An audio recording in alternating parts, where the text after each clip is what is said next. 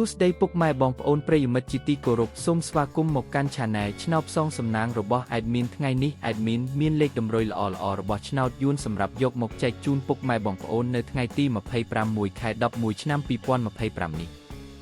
ដូចនេះ Admin មិនចង់ចាយពេលវេលារបស់ពុកម៉ែបងប្អូនយូរតោះយើងមកតាមដានលេខតម្រុយឆ្នោតរបស់យើងទាំងអស់គ្នាសម្រាប់លេខតម្រុយ2លេខមានលេខ52លេខ84និងចុងក្រោយលេខ90សម្រាប់លេខតម្រុយអូស2លេខមានលេខតម្រុយទី1អូស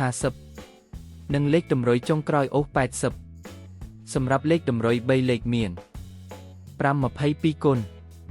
និង5480គុណ